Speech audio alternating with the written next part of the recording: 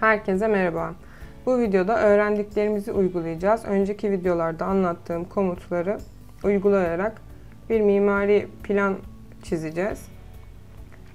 Mimari şablon açarak başlıyorum. Proje birimimizi milimetre kontrol edelim. Ben burada bir AutoCAD dosyasını altlık olarak kullanacağım. O yüzden link CAD olarak çağırıyorum.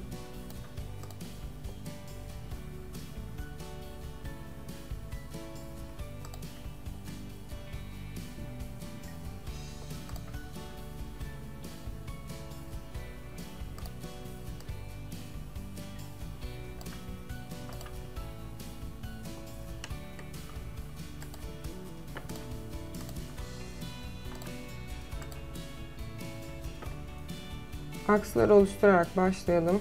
Yine önceki derslerde bunlarla ilgili bilgiler vermiştim.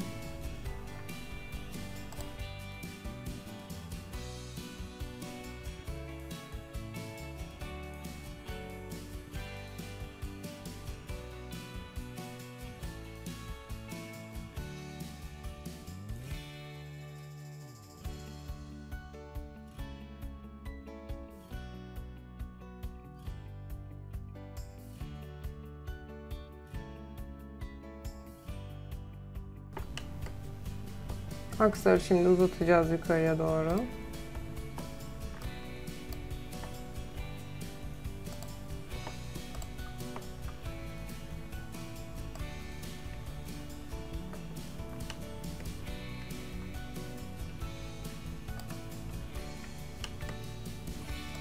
Bunları da sağa doğru uzatacağız.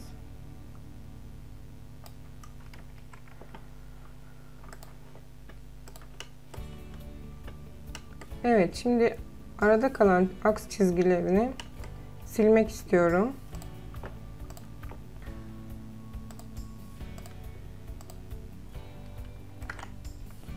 Çizgi uzunluğunu 50 yaptım.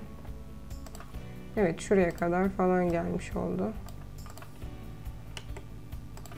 Bu da yine.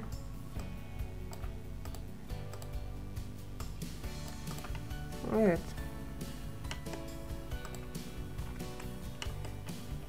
Şimdi kolon oluşturalım. Kolonu ölçelim.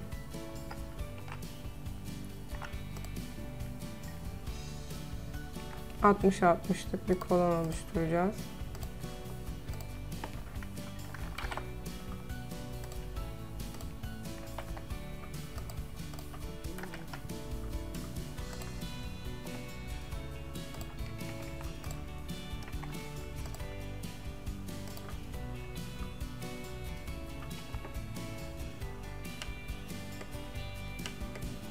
Bir sonraki kolon 80'e 40.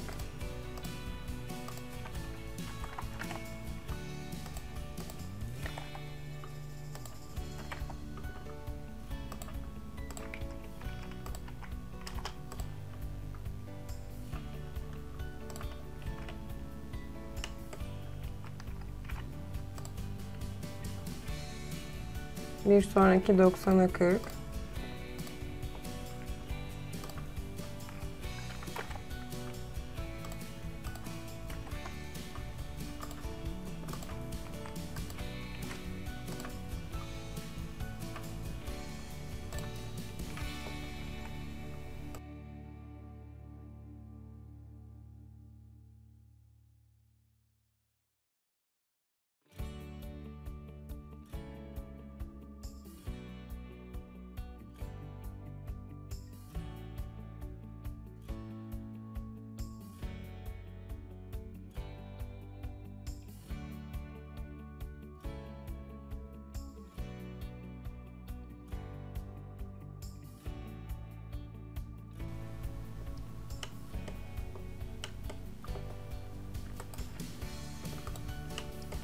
Şimdi duvarlarla devam edelim.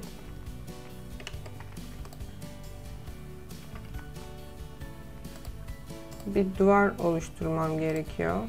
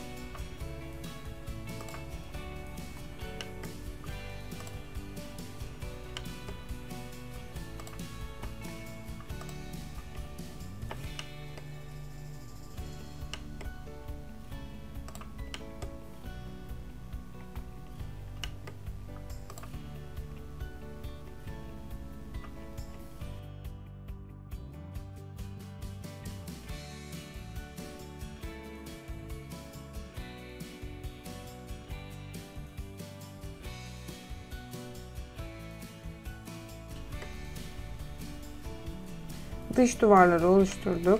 Şimdi iç duvarlara geçelim.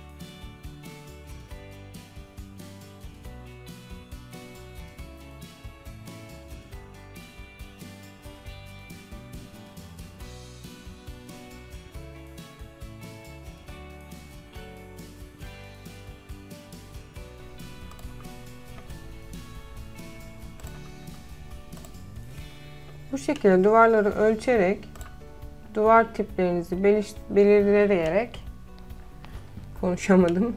Duvar tiplerinizi belirleyerek duvarlarınızı çizebilirsiniz. Bunları önceki videolarda anlattığım için şu an çok bir şey anlatmak istemiyorum. Uygulamayı görmenizi istiyorum. Duvarları ölçüyorum ve çiziyorum. Çok basit.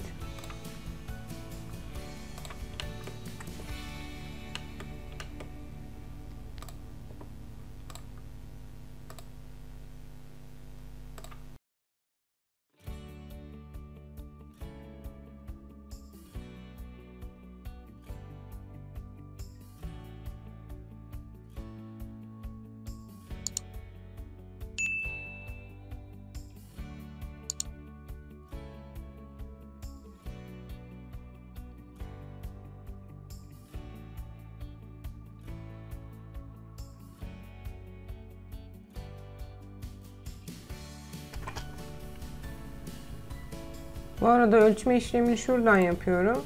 Ben klavye kısa yollarını değiştirdiğim için klavyeden basarak yapıyorum. Bununla ilgili de bir video çekmiştim. Klavye kısa yollarını değiştirmekle ilgili. Onu da izleyebilirsiniz.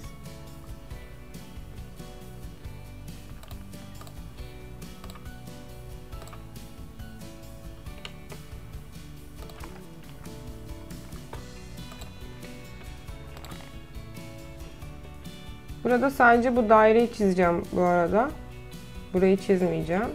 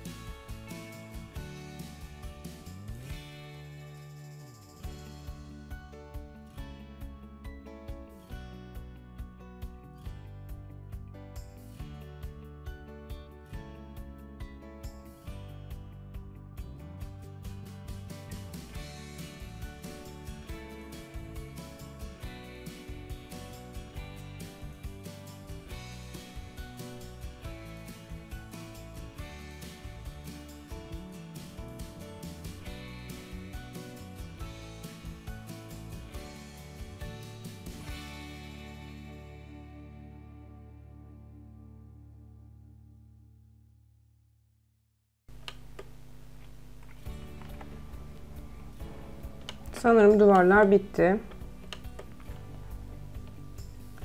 Genel bir kontrol ediyorum.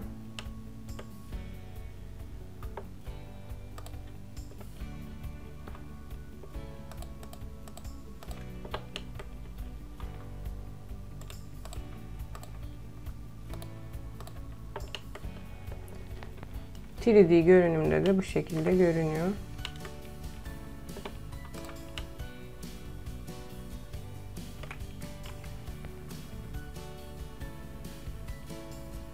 Evet.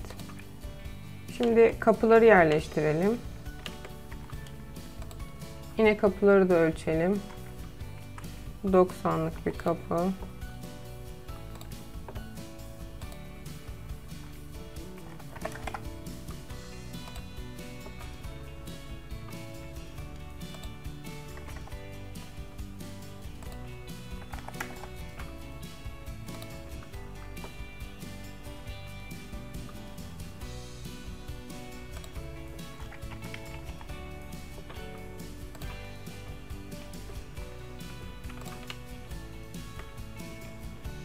Evet, şöyle bir kapı koymuş olduk.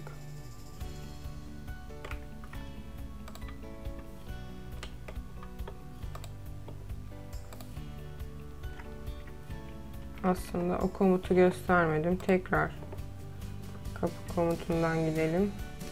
Space tuşuyla yönünü değiştirebiliyorduk.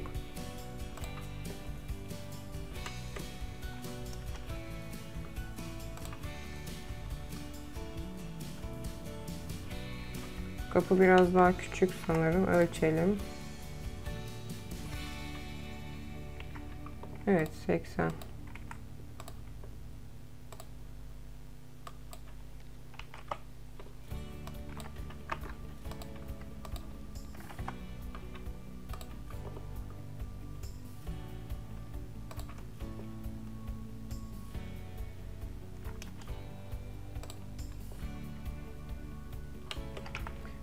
Şurada bir duvar unutmuşuz.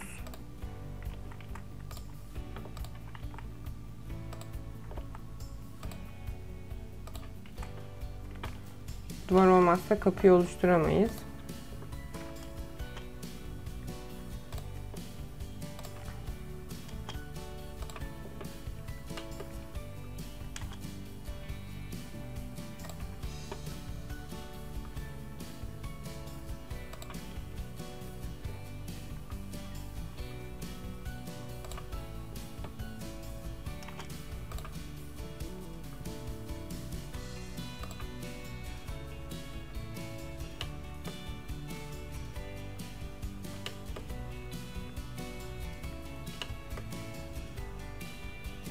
Şurada bir çift kapı var.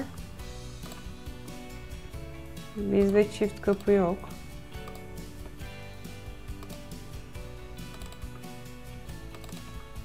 Hemen bulalım.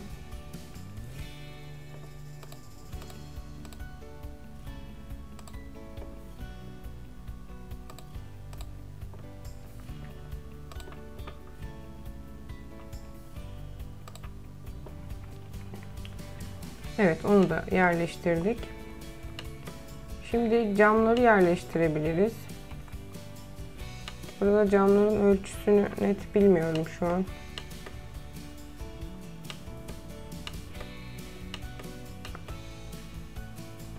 Evet, şuradan birkaç cam yerleştirelim.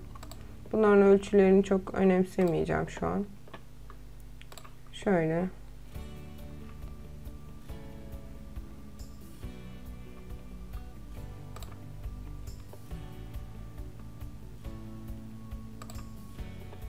Belki biraz daha büyük yapabilirdik aslında. Evet, şunu biraz daha büyük yapalım.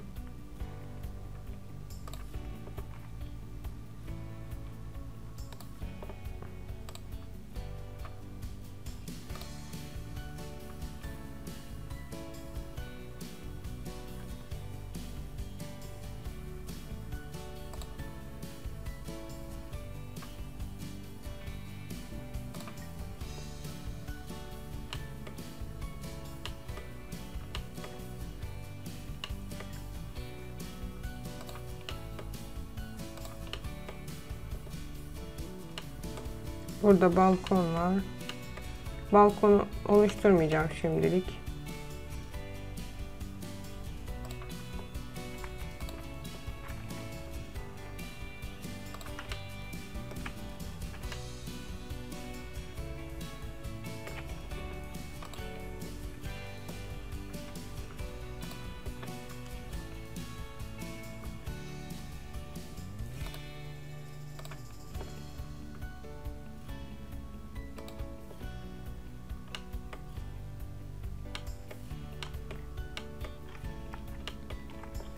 Burada bir kapı unutmuşuz.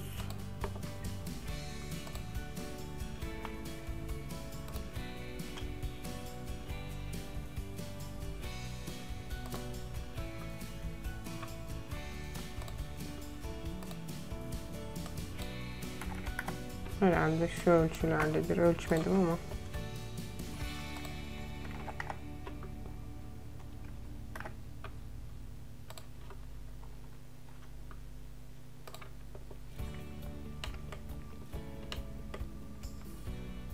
Evet, şimdilik bu kadar yeterli. Kapıları koyduk.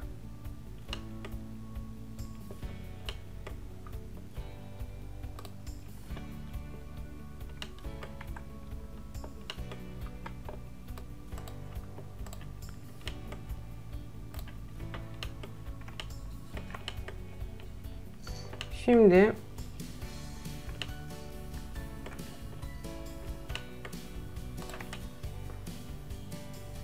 öğrendiklerimizi yaptık aslında. Bir şey unuttuk ama. Şurada bir boşluk vardı. Bunu modify komutlarında anlatmıştım. Split element olarak. Boşluk neredeydi ama? Evet, şöyle de geri alabiliriz.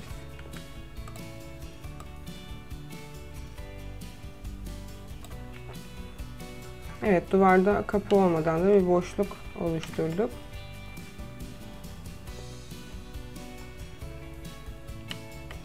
Bu uygulama dosyasını aşağıya link olarak bırakacağım. Siz de bundan sonraki derslerde benimle uygulama yaparak devam ederseniz daha iyi öğrenirsiniz diye düşünüyorum. Şimdi mimariyi bir kaldıralım. Biz ne çizmişiz görelim. Gizleyelim bunu.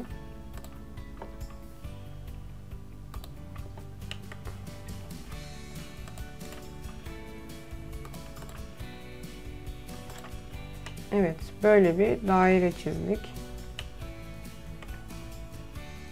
Bu dosya üzerinden önümüzdeki derslerde her şeyi anlatmaya çalışacağım. O yüzden siz de indirip kullanın. Ya da kendiniz de farklı bir mimariyle çalışabilirsiniz. Çok fazla detaylara takılmadan başlangıç seviyesinde bir şeyler öğretmeye, göstermeye çalışıyorum. Bir sonraki derslerde şaftları eklemeyi falan da öğreneceğiz. O yüzden yararlı olacağını düşünüyorum.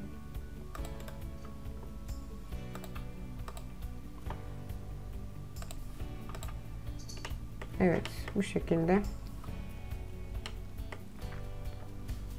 Akslar bu arada sizi rahatsız etmesin. Şunları çekebiliriz şöyle. Yani onlara çok takılmadım açıkçası. Bu dersimiz de bu kadardı. İzlediğiniz için teşekkür ederim. Sonraki videolarda görüşmek üzere. Hoşça kalın.